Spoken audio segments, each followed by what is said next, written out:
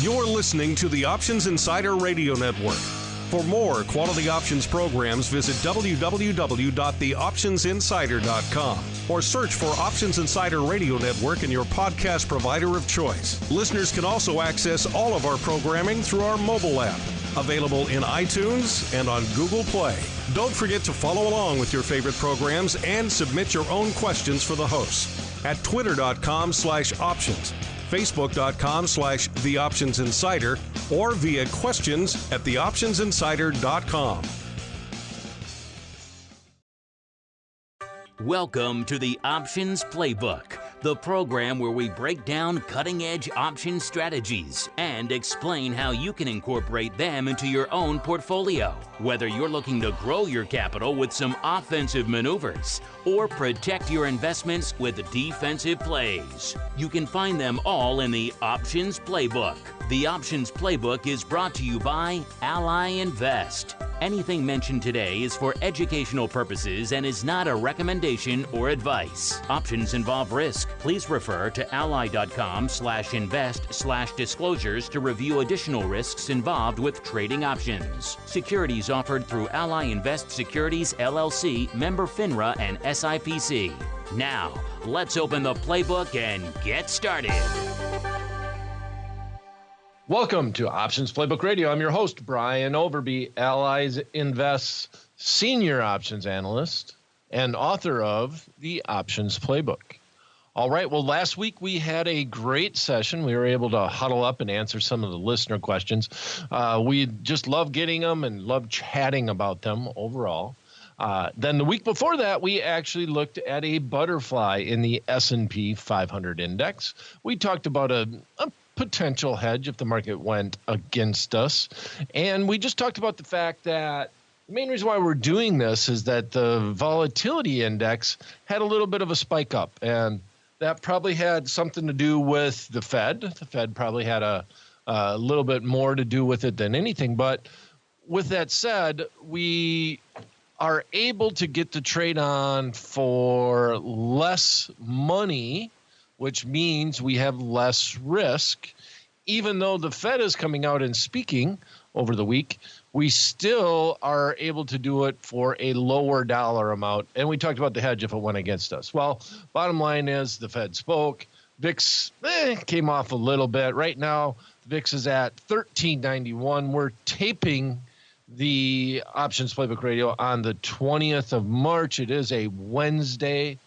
The market did go down for us. We were looking for a 20-point move to the downside, and we got it on the very next day. We looked at placing that trade on the 6th, and then on the 7th, the market, the way that it traded, we needed it to get to the middle strike, which was 27.50, and on the 7th, it traded all around that. It opened at 27.66. The low was 27.39, and the close was 27.48.93. So there should have been many opportunities to get out. We were 1 point away from the actual short strike on that trade on the 7th. And if you stayed into the 8th, once again, you should have received the stupid award for doing that because you should have been out of that trade. All right. Let's look at this week's trade. I came up with an idea based off of a webinar that I was doing today. It's actually an idea from one of our clients, one of the stocks that they picked. And I just thought, like, on Options Playbook Radio, nothing's ever meant to be a recommendation. I don't ever spend a lot of time trying to pick a bullish or bearish forecast. We just talk about market conditions. And when some of the 40 different strategies inside the Options Playbook might be useful. And there is no golden book of answers in that no matter what my forecast is, I'm going to do a bull call spread. That doesn't really work in the options world. You're limiting yourself to just that one specific strategy, which really makes no sense at all when there's so much flexibility in option trading. So, I had an outside vendor looking at their software today, talking about how they pick stocks. One of the clients wanted them to put Nexstar Media into the software and take a peek at it. Notice that it's a $100 stock. It's not going to be announcing any earnings anytime soon. And I thought to myself, well, that might be a great alternative to do a fig leaf, which is one of my favorite trades to talk about. And the main reason why is that inside the playbook, we actually named it the fig leaf, and it seems to have taken off. It's otherwise known as a leveraged covered call. So that's the strategy we're going to talk about today. And the concept of the fig leaf, I'll talk about it just a little bit before we get into the strategy. The concept of the fig leaf is that you use options as an alternative to buying stocks. So you really want that option to be as close to a surrogate for the stock as possible. So in our instance, we have a stock trading at $105. And once again, I'm not doing this because I'm a big fan of Nexstar media. I'm just talking about a scenario where conditions seem right to do a fig leaf. If you were bullish on Nexstar, here's one way that you could play it. Nexstar, one of the things that I actually like about Nexstar is that it doesn't have weeklies. So they have monthlies and they have leap options, which are just longer term options. And because of that, the markets aren't that bad. And it's kind of weird because the stock, for example, once again, we're taping on the 20th of March. The stock did about 1 million shares today. And that type of stock could feasibly support some weeklies, but the markets would be very bad as far as the weekly expirations. So I'm very happy that this has just standard monthly expirations, very happy that it has leaps. It's a $105 stock, so that's where buying a leap as a surrogate makes sense. We can cut the price of buying 100 shares down immensely. Stock closed at 105.54, so if you were going to buy 100 shares at 105.54, you're talking about $10,550. We're going to look at a much lower alternative, but we're going to use the option as a surrogate. So we're going to buy at least an 80 delta. That means we should get 80% of the stock price movement by buying this option contract. And we're going to take a longer term forecast on it because that's the concept that's behind the fig leaf. And so if we go all the way out, the expiration that I'm going to look at today is almost a year, just short of a year, 303 days. And we're looking at the January 17th expiration in 2020. January 17th of 2020. We're going to go down to about the 90 strike with the stock at 105. So we're talking 15 points down. 105.54 is where the stock is at. And that has a 79-cent delta. So not quite 80, close enough for me. I'm all right with it. The width of the bid-ask spread is fairly large, but not bad. I'll put it this way. If leap options traded with the same type of spreads that the underlying stock does, I don't think anybody would even trade stocks.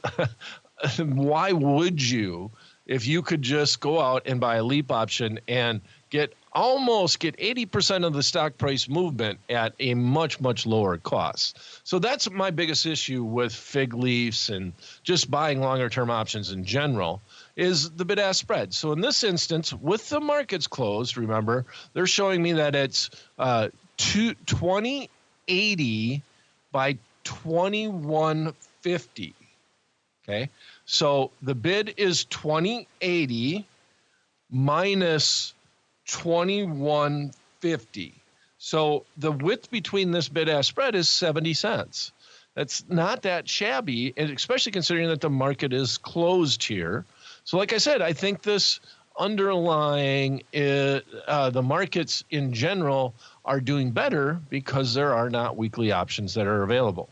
Now, that's going to be our long option contract. Now, with a fig leaf, it is an alternative to a covered call. Some people call it a leveraged covered call as a different name. I like my name better. And by the way, I should probably explain where we came up with that.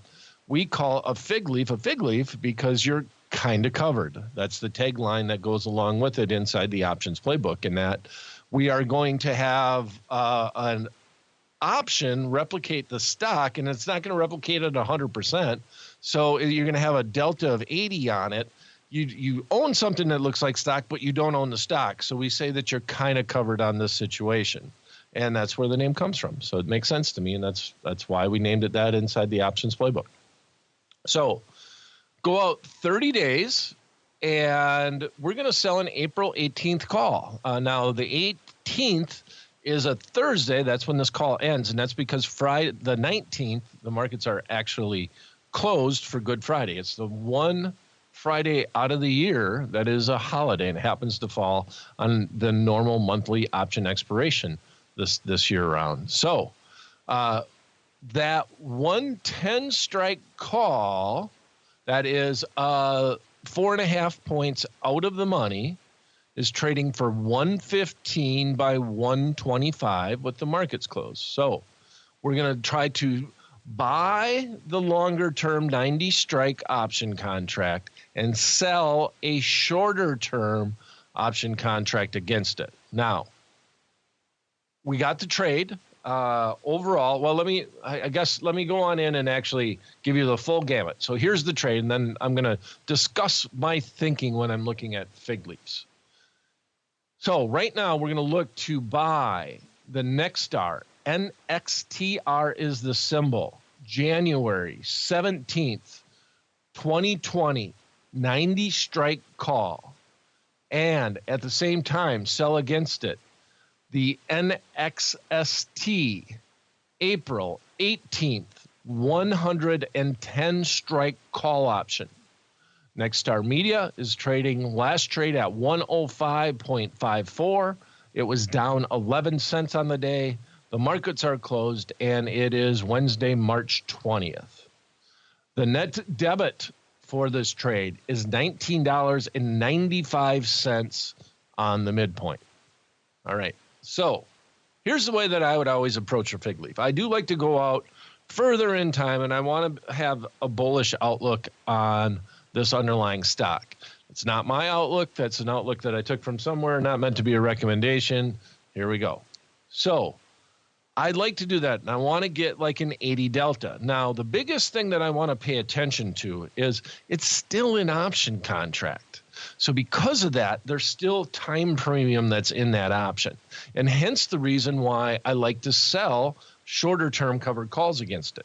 So the two things we want to pay a lot of attention to is how much net time premium do we have exposure to on the trade, and what's the net delta? Those are the two things I really want to pay attention to when I'm setting up the trade.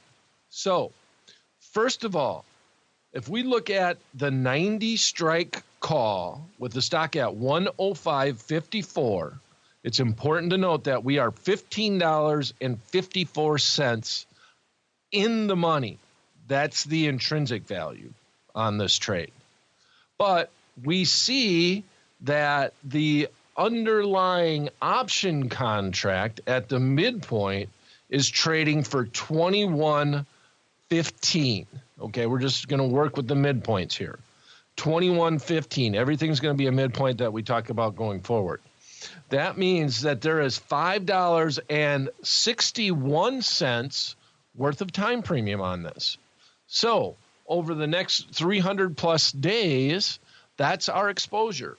We have $5.61 worth of time premium in this option contract that we need to be aware of, that we wouldn't have had to deal with if we had just bought the stock outright.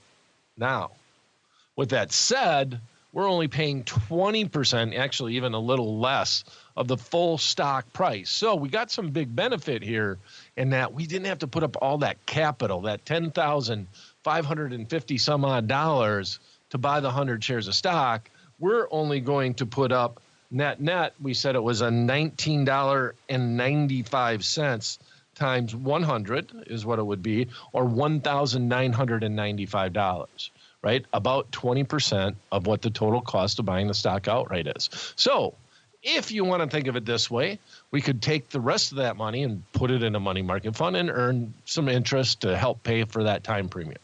But the way I want to pay for the time premium is I'm going to keep selling these near-term calls against it.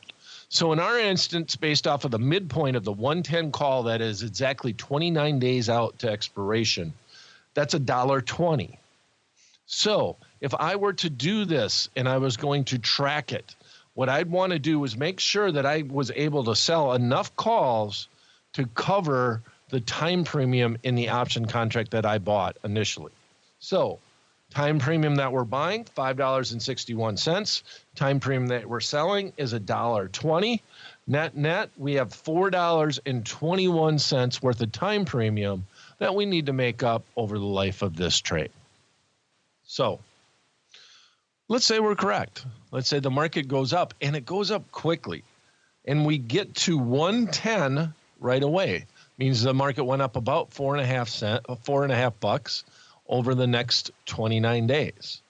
If that happens, question is, well, are we going to be profitable in the trade? If it was a covered call, we would definitely be profitable. How about if we did the fig leaf? Well, the answer to that is we should be. The math says that we should be. And how could we tell how much we might have made on the trade? Well, we want to figure out our net delta. Our short call option is going to have a delta of 28. Our long call option has a delta of 79. So 28 minus 79 is 51. That means delta is dynamic, remember, so we're just doing quick and dirty math, that if that market did go up the 4.5 points, well, let's call it about 5 points, this trade should go up about 2.5 points overall because we are net positive delta. So once again, let's go back and recap.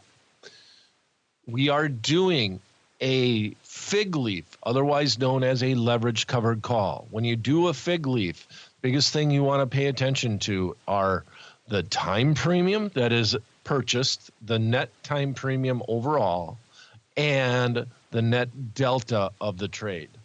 Our net time premium when we initially put on this trade, all as one trade, is $4.41. That's time value going out over 300 days. Our net delta when we first put on the trade is 51. Means if the market goes up one, this entire strategy should make about $50 on that trade. The entire strategy on a position basis should make about $50. The next point it goes up, it should make a little bit more. But in general, if we do the math, if it went up to 110 right away, well, the approximate value, we should be up about $250, considering everything else staying equal. Now, we got a couple other scenarios. Well, what if the market goes down? Am I stuck in this trade? No, you can get out at any time. The call that you've sold should be decreasing in price, which means you should be profitable.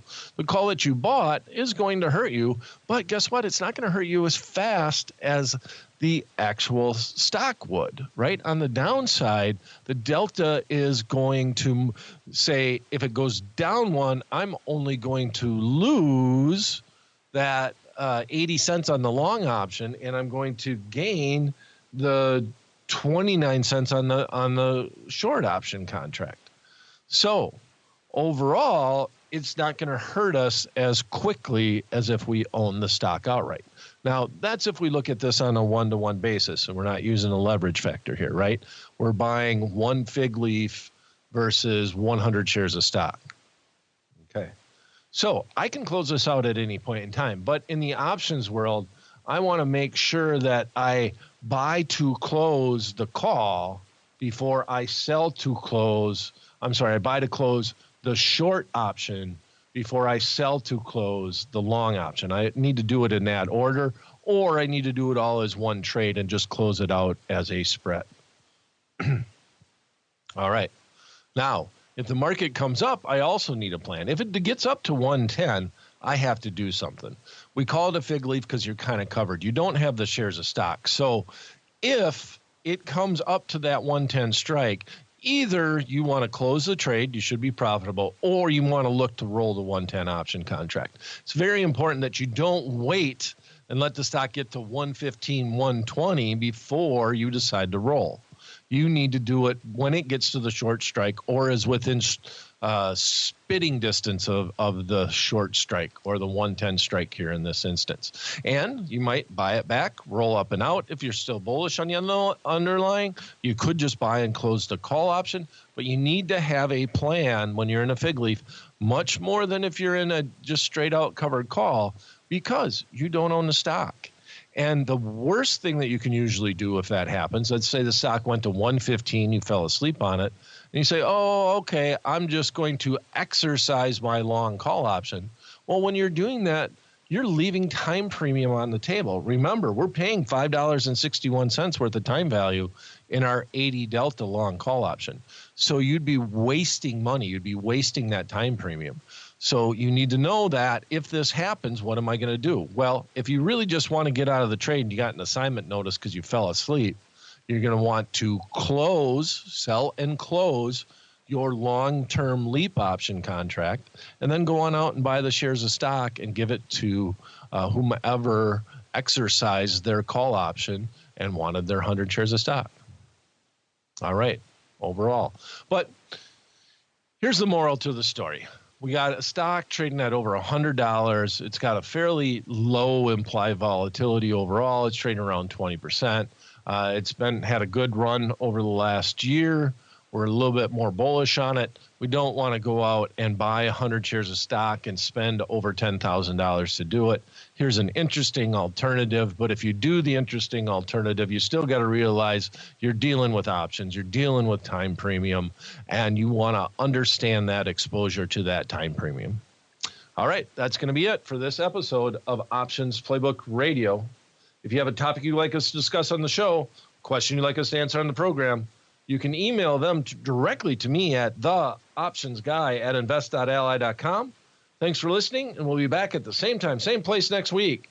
Until then, may all the options you bought finish in the money, and all the ones you've sold finish out.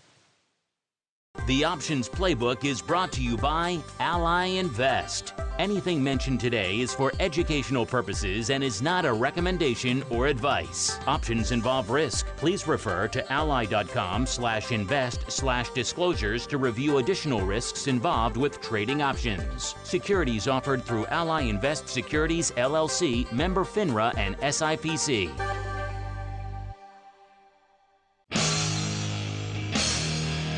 The preceding program was a production of the Options Insider Radio Network. For more quality options programs, visit www.theoptionsinsider.com or search for Options Insider Radio Network in your podcast provider of choice. Listeners can also access all of our programming through our mobile app, available in iTunes and on Google Play. Don't forget to follow along with your favorite programs and submit your own questions for the hosts at twitter.com/options, facebook.com/theoptionsinsider, or via questions@theoptionsinsider.com.